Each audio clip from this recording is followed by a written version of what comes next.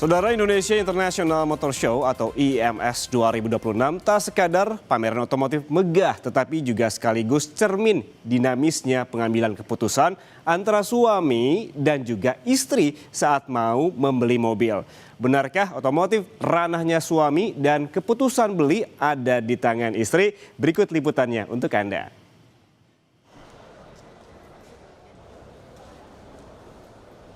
Pilih-pilih kendaraan kini sudah bukan urusan laki-laki saja. Semakin beragamnya kegiatan dan kebutuhan rumah tangga membuat preferensi pemilihan kendaraan jadi lebih berwarna. Pengunjung di Indonesia International Motor Show atau IMS 2026 yang kami temui, baik istri juga suami, punya komprominya masing-masing. Tipe, fungsi, anggaran, semua disesuaikan dengan diskusi. Itu pertimbangan berdua.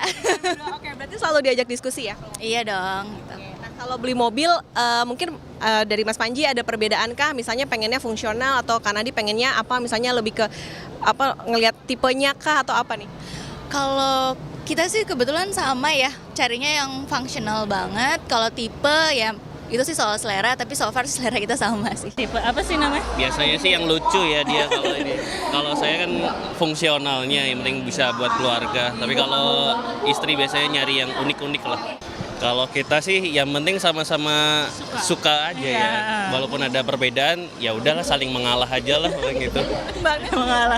Sama aja sih aku juga misalkan aku suka ini nih, suka tipe ini, tapi kata suamiku, tapi dia mesinnya kayak gini. Oh iya ya. Udah nabung, emang udah nabung iya. Kebetulan pas banget bulan ini ada IMS makanya datang ke sini. Ini mau beli buat Pauke apa buat Burani nih kira-kira? Buat saya. Buat Burani. Makanya harus Burani. Oke, nah biasanya diskusi nggak sih ini antara Burani sama Pauki? Iya diskusi, apalagi saya kan nggak terlalu paham ya, makanya nanyanya ke suami. Yang bagus mana kira-kira gitu. Kalau beli mobil, bedanya ranahnya misalnya Pauki lebih memilih fungsional, Burani milihnya yang modelnya lucu, yang warnanya lucu, apa gimana? Kayaknya saya lebih ke fungsional juga sih, nggak yang unyu-unyu gitu. Ya kalau saya sih yang ikutin dari istri ya. Tapi kalau misalnya yang milih Pauki, biasanya yang ACC budgetnya dari Burani, bener nggak nih kayak gini? Iya sih ya. Bisa disimpulkan, keluarga yang datang ke IMS 2026 punya agenda yang mirip-mirip, yaitu mencari kendaraan atau mobil yang paling cocok dengan kebutuhan. Suami umumnya bertindak sebagai pencari informasi dan memberikan pertimbangan, membandingkan spesifikasi, teknologi, sampai performa. Sedangkan istri punya andil besar dalam mengambil keputusan tentang budget mana yang akan dipakai. Otomotif urusannya laki-laki, tapi keputusannya ada di perempuan. Kalau dari temuan kami, tidak hanya buat laki-laki aja, tapi sekarang sudah mulai banyak baik suami maupun istri yang berkompromi untuk menentukan pilihan mereka. Makanya nggak heran sekarang banyak pabrikan yang sudah mengeluarkan fitur sesuai dengan kebutuhan, baik untuk laki-laki maupun juga perempuan. Jadi sesuai dengan kebutuhan, bahkan juga ekspresi diri. Anda gimana? Putri Oktaviani, Gianyar Febrian, Kompas TV, Jakarta.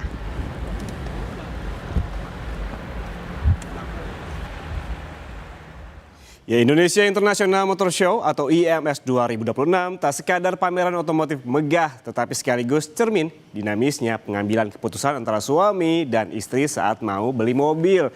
Lalu, saudara, benarkah otomotif ranahnya suami dan keputusan beli ada di tangan istri? Kita langsung bahas bersama psikolog konsumen Irfan Agia. Mas Agia, selamat pagi waktu Indonesia.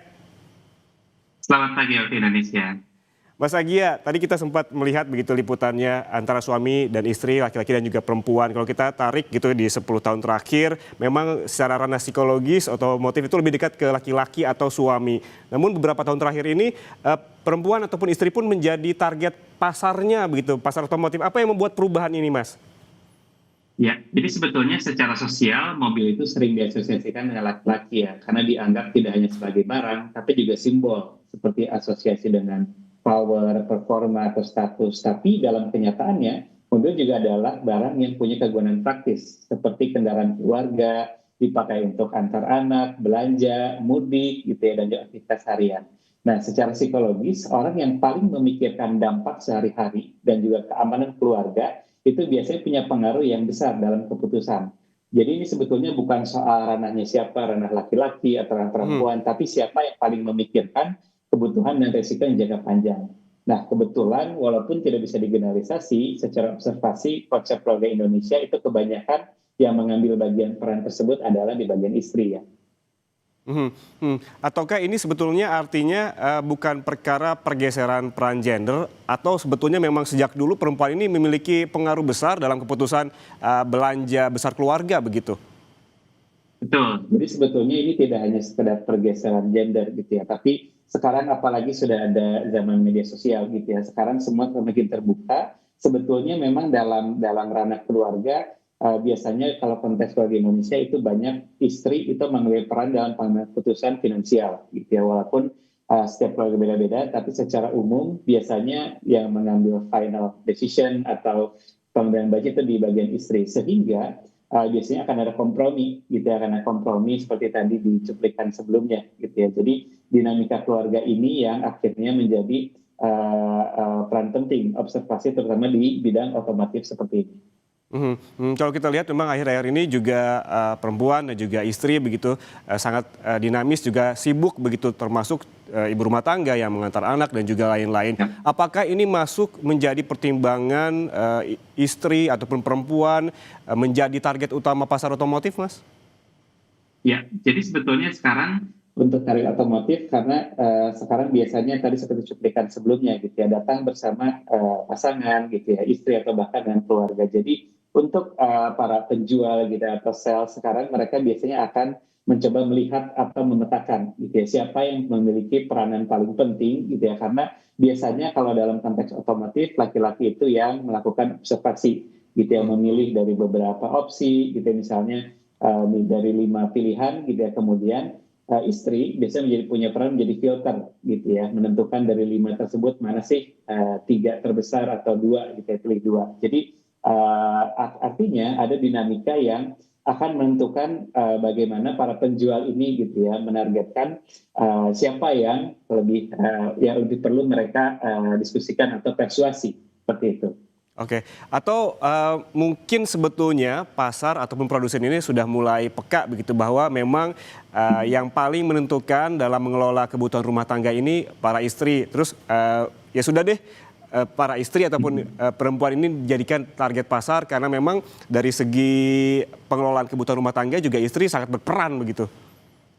Betul. Kenapa? Karena sekarang karena penjual juga melihat siapa yang paling banyak bertanya detail dan juga mempertimbangkan resiko. Gitu. Karena secara psikologis dalam keputusan pembelian yang cukup besar, gitu ya, seperti rumah, gitu ya, dan mobil, itu biasanya ada satu pihak yang betul-betul memastikan apakah pembeliannya itu aman, kemudian apakah secara finansial boros, gitu ya, atau istilahnya value for money atau tidak. Perawatannya juga gitu ya, self care-nya itu mahal atau tidak gitu untuk merawat mobil tersebut. Nah, kalau pihak itu belum yakin, pembelian biasanya tertunda gitu. Jadi sales atau penjual itu akan mendekati secara observasi dia gitu ya, yang memegang rasa aman dalam keputusan itu siapa gitu ya, seperti ada yang sudah dibahas, baik itu laki-laki ataupun sekarang lebih banyak perempuan gitu ya. Makanya kenapa penjual ini perlu mengobservasi nih gitu ya, siapa yang kira-kira paling jeli, paling teliti dalam memastikan 3 aspek tersebut.